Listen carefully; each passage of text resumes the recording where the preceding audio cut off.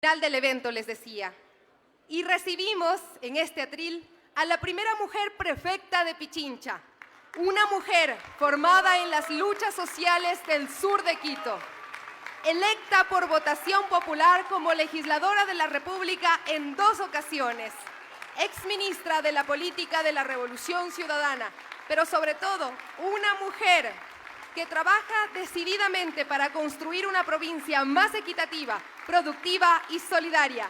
Recibimos con ese aplauso a la prefecta Paola Pavón.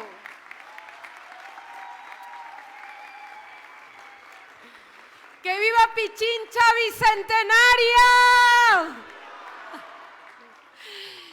Pichinchanos y pichinchanas, ecuatorianos, ecuatorianas, habitantes de la patria grande. Qué alegría compartir esta tarde con ustedes.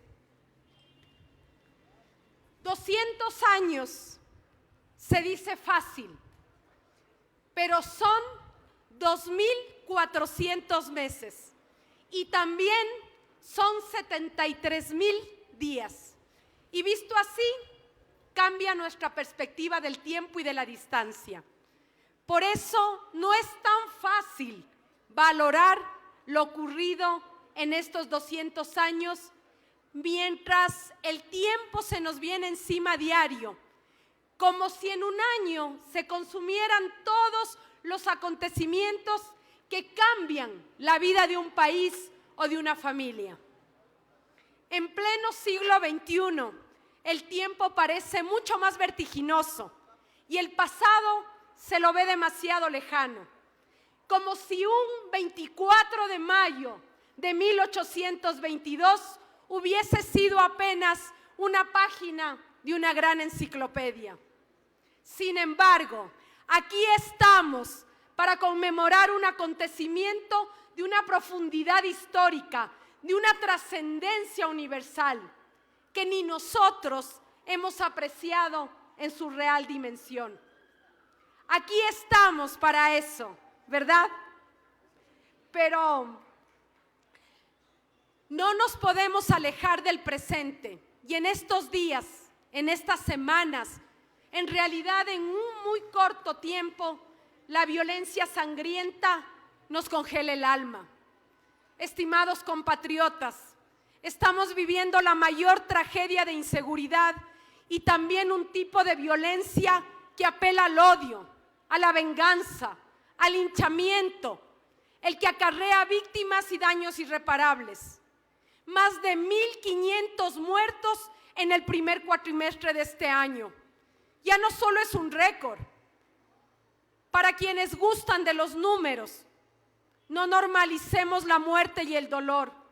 Es hora de poner fin a la violencia y al abandono. Para eso está el Estado en cualquier sociedad republicana. Pero ahora, para nuestra ciudadanía, está dolorosamente ausente. Yo les quiero pedir a todos ustedes, con la mano en el pecho, en este bicentenario, hagamos un minuto de silencio por las vidas perdidas en la pandemia, pero también las vidas que se perdieron por la desatención en las cárceles, en los hospitales y en las calles. No naturalicemos la muerte y la violencia en nuestro país. Les pido nos pongamos de pie y honremos a estas víctimas de la violencia con un minuto de silencio.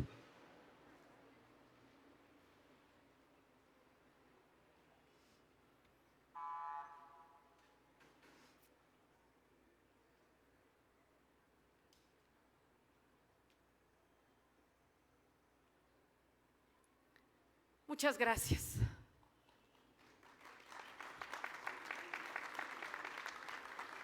Y de la misma forma en que pido que pare la violencia criminal, también pido que pare la violencia política. No más perseguidos políticos por pensar distinto, por no agachar la cabeza al poder mediático y al poder político de turno. Ni un solo preso político más, en homenaje a lo que hoy recordamos, esas luchas libertarias. Ojalá podamos encontrarnos, pero de verdad, en un país donde estemos todos y todas dialogando, construyendo nuevos sueños, sin miedos, sin angustias, forjando una esperanza común, trabajando en todas las actividades de este bicentenario. Se me cruzaba una idea central y que es una pregunta que también se la han hecho ensayistas, historiadores. Los patriotas y las patriotas de 1822 eran conscientes de que la independencia movilizaba hacia el futuro conceptos y utopías revolucionarias como los de la libertad, la soberanía, la democracia, la representación popular, la integración, la dignidad, el constitucionalismo y la felicidad en sí mismo. Esos conceptos y esas utopías ahora se entienden, por supuesto, de distintos modos, de muchos modos, y están vigentes y son tan necesarios para superar nuestras taras políticas, cada vez más entroncadas en el odio y en el irrespeto. Estos conceptos son en esencia la política, en su real concepción, en la vida democrática de todas las naciones, constituye un eje movilizador, una acción de vida cotidiana para resolver los conflictos y anudar esas voluntades comunes. El bicentenario y su proyección hacia el futuro inmediato es un acto profundamente político, de inconmensurables posibilidades colectivas, pues más allá de una conmemoración, genera nuevas alternativas, alternativas de democratización en cada espacio institucional, en cada espacio social, en cada espacio cultural. 200 años después, lamentablemente, tenemos que reconocerlo, que no hemos podido concretar esos anhelos patriotas. Claro que hemos conquistado muchísimo, pero es insuficiente para la gran demanda social acumulada. No tenemos una plena y definitiva independencia. Carecemos de la libertad real para todos y todas. El neocolonialismo impide la autonomía. La integración ahora se ha diluido con la acción de gobiernos obedientes a agendas que responden a intereses hegemónicos. Y carecemos de un republicanismo que nos permita constituirnos como sociedades institucionalizadas a favor de una plena democracia. Pero no por eso nos vamos a desanimar o vamos a perder el espíritu con el cual se luchó hace más de 200 años, porque tras la batalla de Pichincha, que nos costó vidas, deudas pagadas más de 100 años después, tuvimos hermosos procesos emancipadores y libertadores, pero también algunos truncados y traicionados. Hoy quiero poner algunos ejemplos. Lo que sucedió con la esclavitud. Apenas 3 décadas después de la independencia se eliminó la esclavitud, pero el trabajo esclavo continuó en sus distintas formas. Por eso, hoy debemos recordar más que nunca esa luminosa revolución alfarista que abrió nuevos cauces y que lastimosamente los gobiernos plutocráticos la truncaron la aplicación de los principios de ese Estado laico que soñó Alfaro. La Revolución Juliana, ¿cómo no mencionarla? Además,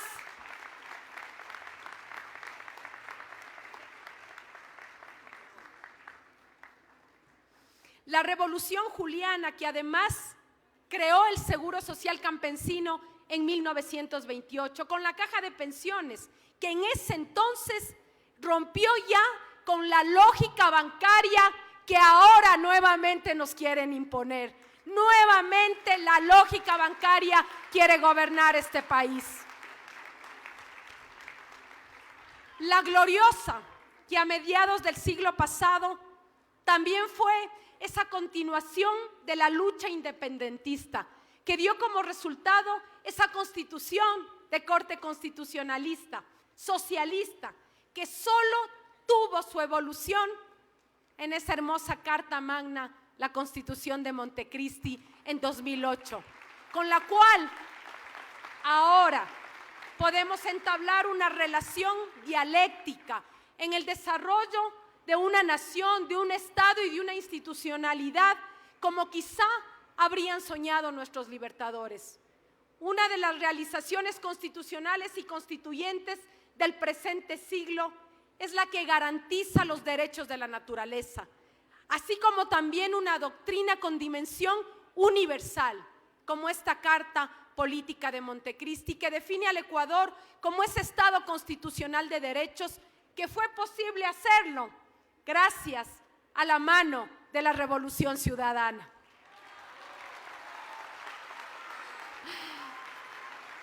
He mencionado varias de estas gestas de manera rápida, porque a lo largo de estos 200 años debemos entender por qué estamos conmemorando este bicentenario.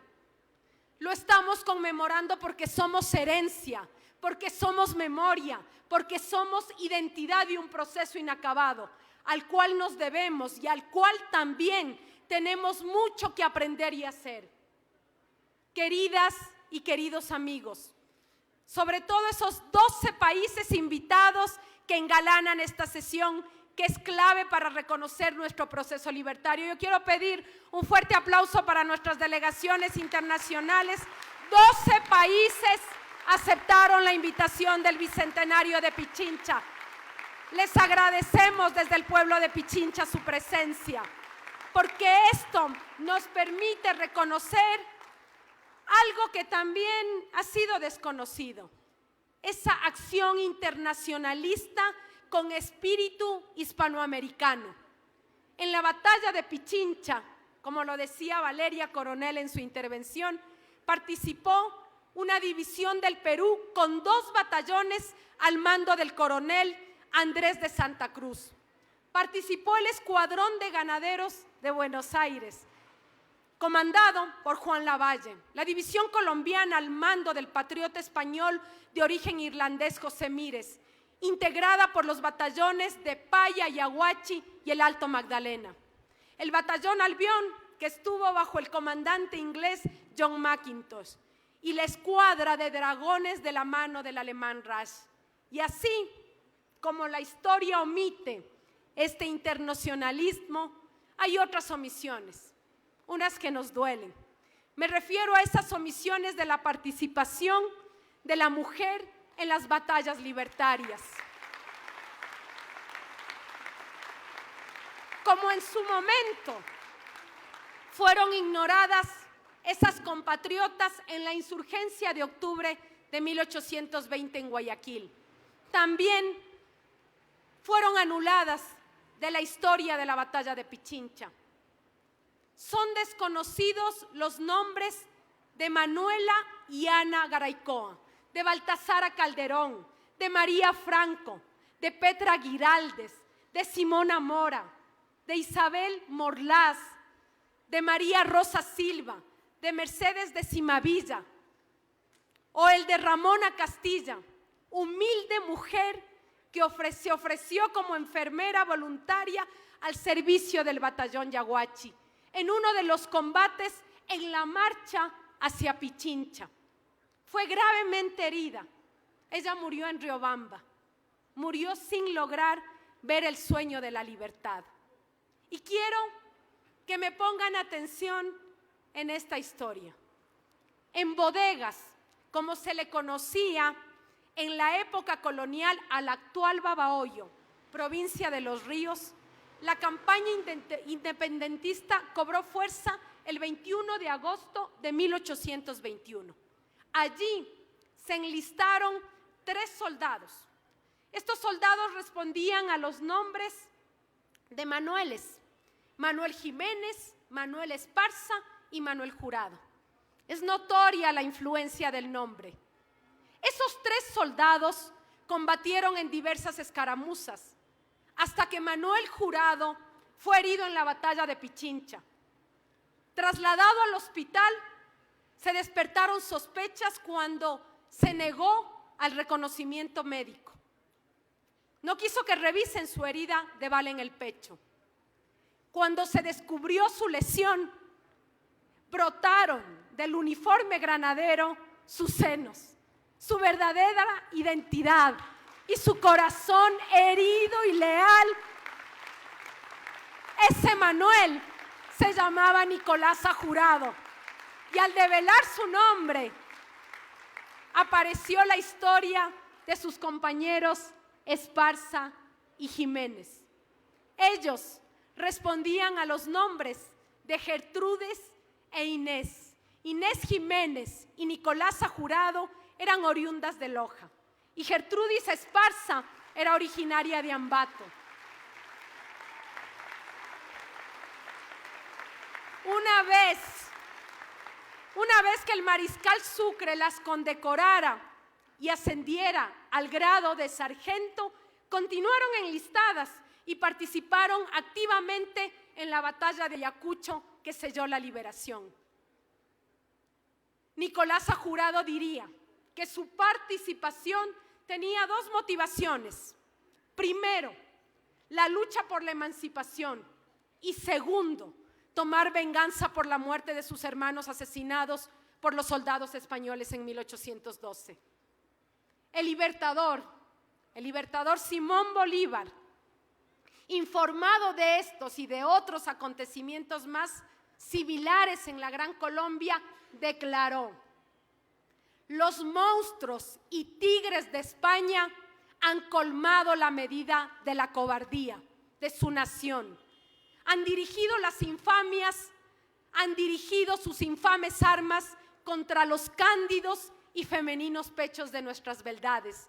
Han derramado su sangre, han hecho expirar a muchas de ellas y las han cargado de cadenas, porque concibieron el sublime deseo de libertar a su adorada patria. Yo me pregunto, ¿cómo habríamos llegado a este bicentenario sin una Virginia Gómez de la Torre, sin una Nela Martínez, sin una Matilde Hidalgo? Debemos dejar de lado, como ciertos hispanistas creen, a Mama Tránsito o a Dolores Cacuango. ¿Es posible imaginar un sentido de futuro sin la lucha inigualable de Luz Helena Arizmendi? No es posible. Y continuando con esas omisiones de la historia, esta también pesa sobre la participación en la independencia de nuestros pueblos y de nuestras comunidades ancestrales. Por eso mi congratulación que esta Cámara Provincial reconozca en el Chasqui, Lucas Tipán, a esos negros, a esos indígenas, a esos campesinos invisibilizados en la historia.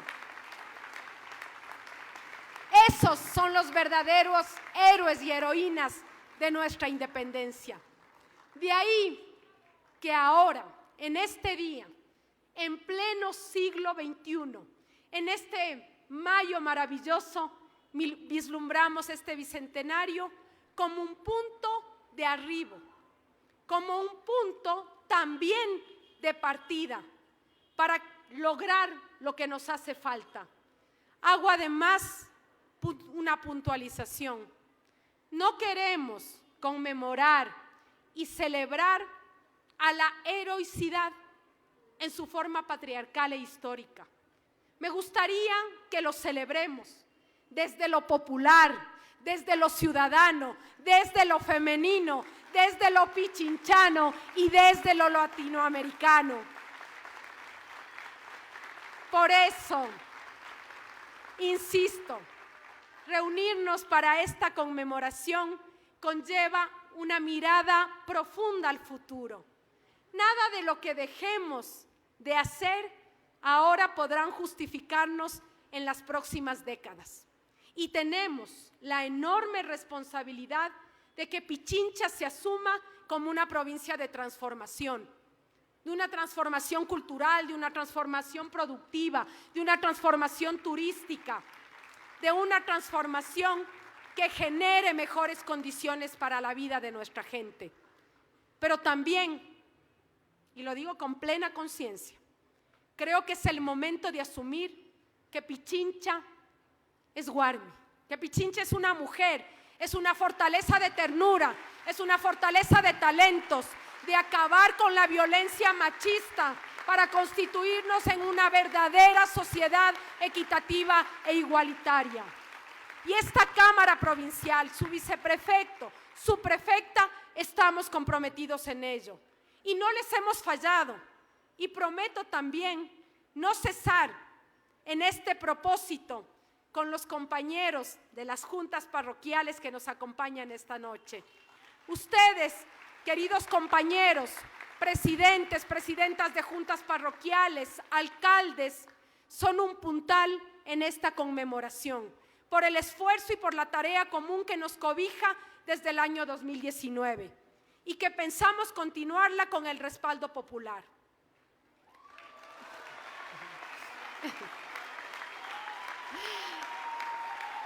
Y también creo profundamente con nuestro aporte como Pichincha a ese proceso de antes y después de la batalla de 1822 para volvernos como Pichincha el faro de este Ecuador, un país que pugna por un futuro mejor. Y Pichincha tiene la obligación de ser ese faro en estos momentos difíciles que atraviesa la patria. Y lo vamos a hacer reivindicando la política para la transformación, sin odios y sin revanchas, sin perseguir ni privar de la libertad a nadie por pensar diferente. La política nunca, escúchese bien, la política nunca puede ser un campo de batalla, sino un espacio para debatir y confrontar ideas y proyectos. Y quiero volver a decir enfáticamente, en la política no pueden existir enemigos, porque no significa una lucha fratricida. Creo en una política sin estigmatizar, en una política que no abuse de la prisión preventiva. Creo en un derecho sin grilletes y sin mordazas. Creo en una política de adversarios, pero con principios que puedan asumirse como contradictores, que se reconocen y se respetan, que utilizan la lucha democrática para que el pueblo decida, y se zanje la disputa, lo cual también requiere de algo importante. Y gracias a los pocos medios de comunicación que nos han acompañado en este bicentenario, también se requiere de medios de comunicación sociales plurales, responsables, conscientes de su rol en democracia y de una ciudadanía y movimientos de organizaciones sociales que vigilen los principios de la democracia, que asuman la defensa de lo público como un proyecto colectivo de todos y todas y que sean, por supuesto, capaces de vigilar y acompañar el proceso de democratización. La historia nos ve y nos juzgará. Nuestro homenaje en este día a favor de la paz, pero la paz no la de los sepulcros, sino la paz del entendimiento y de la concurrencia de todos los esfuerzos y las voluntades para engrandecer a esta patria cada día, en los actos y en los verdaderos encuentros. Gracias a todos ustedes por conmemorar este hito de nuestra historia. Muchísimas gracias. Estamos también desde aquí construyendo e imaginando para las nuevas generaciones. ¡Que viva Pichincha! ¡Que viva el Bicentenario! ¡Que viva el Ecuador! ¡Que viva la patria grande! Muchísimas gracias a todos y todas.